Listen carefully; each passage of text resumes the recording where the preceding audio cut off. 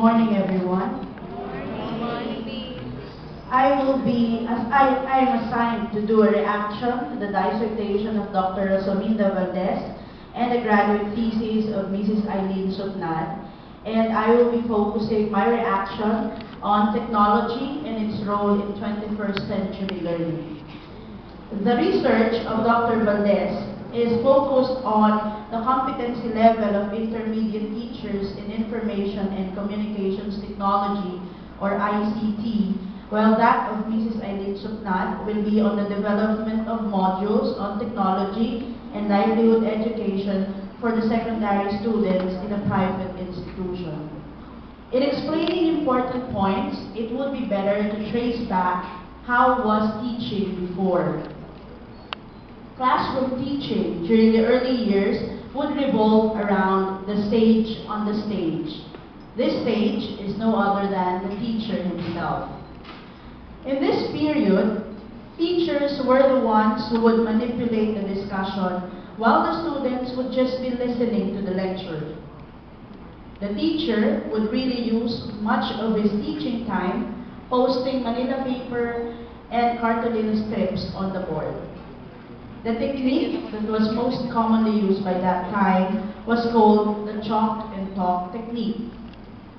It would be a very special occasion if the teacher would use a cassette player in delivering his lesson. Now this is called traditional teaching.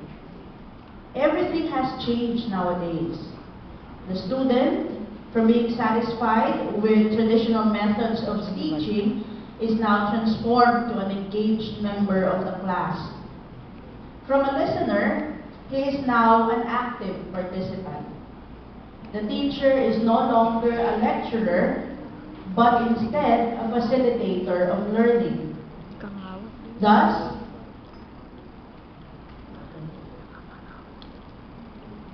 next slide please. Next slide. Okay. So the traditional teaching was now converted to modern learning. So from Manila papers and cartolina strips, these were substituted by e-books, LCD projectors, and DVD players. But the change did not stop there. As the student's role in the classroom developed, the classroom scenario also evolved rapidly. From straight lectures, we now have podcasts and online discussions. From pen and paper tests, please go back to the other slide. From pen and paper tests, we now have Facebook quizzes and online exams. Traditional teaching is now digital teaching. American innovator, next slide please. You have to take into note American innovator Mark Prensky in his 2001 published work, Digital Immigrants, Digital Natives. He believed that today's students think and process information differently from their predecessors. Next slide. Dr. Bruce D. Berry of Baylor College of Medicine also stressed that it is very likely that our students' brains have physically changed and are different from ours as a result of how they grew up. Prensky even added that our students have changed radically and that today's students are no longer the people our educational system was designed to teach. Teaching the 21st century learners is not an easy task. It is very inappropriate if digital immigrants, that's us, will teach digital natives like you with methods that are no longer applicable. Teachers must be the ones to flex towards the needs of the students. Definitely, no matter how much we may wish it, you digital natives will never go backwards. So the two papers presented a while ago focused on four essential matters. These are the following. First, technology is very much needed in the classroom. Second, it is the pen and paper of the modern time. Third, we teachers must enrich ourselves so we can keep abreast with the students' skills and that the schools are developing the technology used in classroom instruction. With the fast-changing education trends that we are having now, it is just appropriate that we as teachers realize the value of keeping abreast with the skills of our students. It will be very funny if we stick with the old or traditional trends in teaching digital learners. Your brains process faster with technology, and so we must use technology in teaching you. We're not just dealing here with technology. We must also remember that we must create modules in order to utilize everything for the classroom. We may have had problems about it, but we must never tag it as something bad. Technology was never bad in the first place. It was just how people use it which makes it bad. If a teacher feels that the use of social networking sites such as Facebook and Twitter may eat up much of his students' time, then he must utilize these sites in his teaching. We have to give students Facebook quizzes or Twitter discussion hashtags. We do not ever consider that technology is our enemy. Instead, we use it in enhancing our teaching. Seminars and trainings must be given to teachers to further enhance their ICT skills. Now, this was mentioned by Dr. Valdez a while ago, and it is indeed very true. The school, which was mentioned by Mrs. Supnad in her research, has a very big role in this aspect. The school must give full support to teachers as they aspire to enhance themselves in the aspect of the usage of technology and of module making. Because by doing so, the teachers will not just be the ones improving.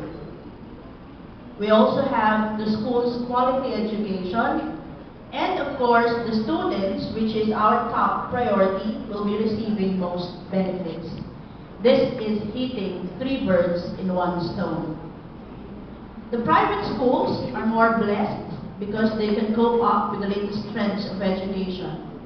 They have the capacity to enhance or to finance the technological advancement needed by 21st century learners. Here in Pasig Catholic College, majority of our classrooms, from basic education up to higher education, is equipped with LCD projectors. Teachers can always use the instructional media unit if they would be needing video and audio materials. Even the libraries have the online public access catalog, or OPAC, which is much easier to use than the usual card catalog. There's also a 1:1 ratio of computers to the students in computer classes.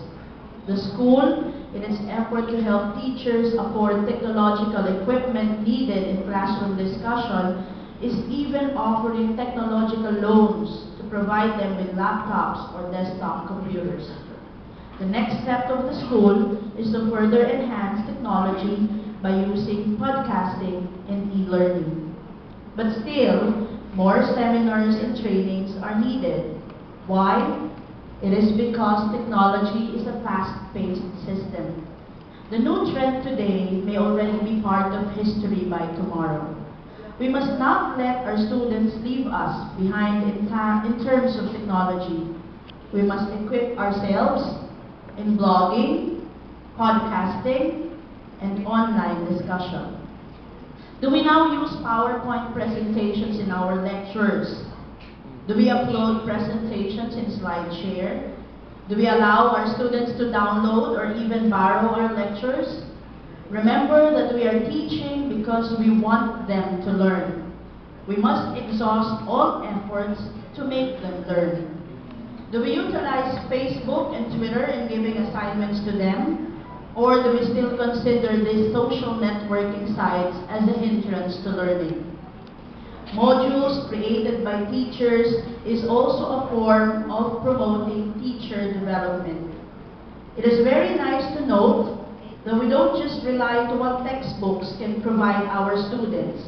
We are also developing ways on how we can adjust to the needs of our modern students. Technology, as stressed by Dr. Valdez and Mrs. Supnat, is a powerful tool in education. Regardless of subjects, teachers must integrate technology within the classroom. But it is not just technology that must be improved. The knowledge of teachers must also be improved. You must not just be good in clicking the mouse, but you must also be good, or even better, in igniting the mind. Inventor and business magnate Bill Gates, in one of his talks, quoted that technology is just a tool. In terms of getting the kids working together and motivating them, the teacher is still the most important. Even United States of America Senator Nancy Casimov added that there can be infinite uses of the computer and of new age technology.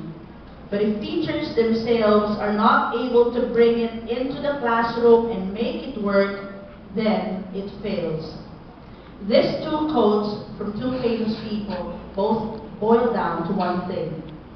Even if technology may be important nowadays, the big chunk of the success of the learning experience still lies in the hands of an effective and efficient teacher. But we cannot do away with the use of technology.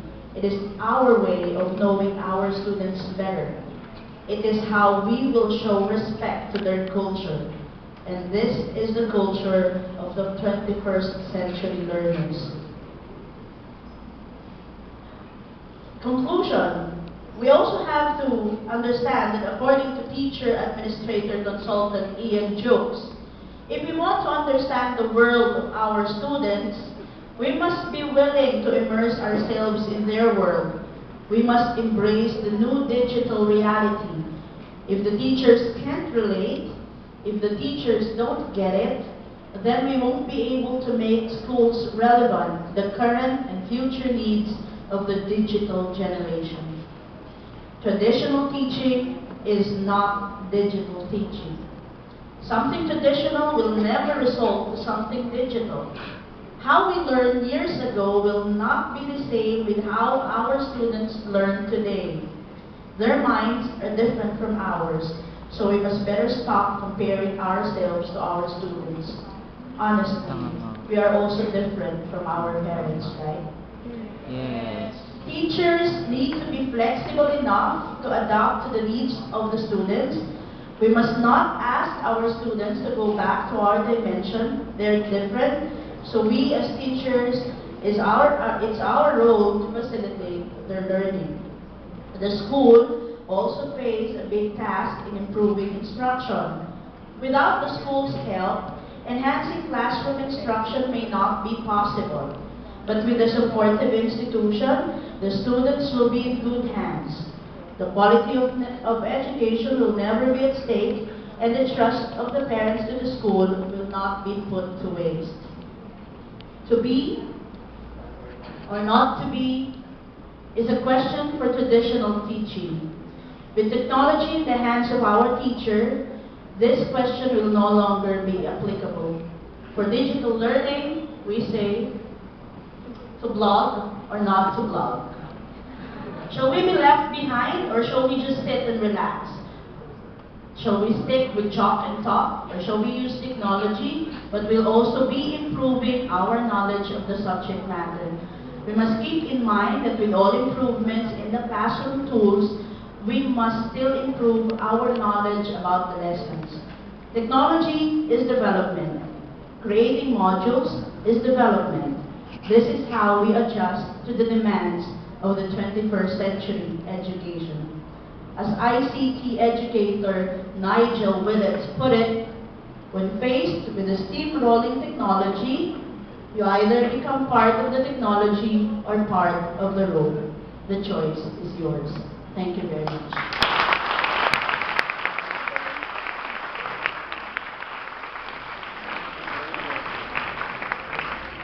Thank you, Mrs. Sexton, for your great discussion on the importance of teachers, for teachers to adapt to the modern students. Now,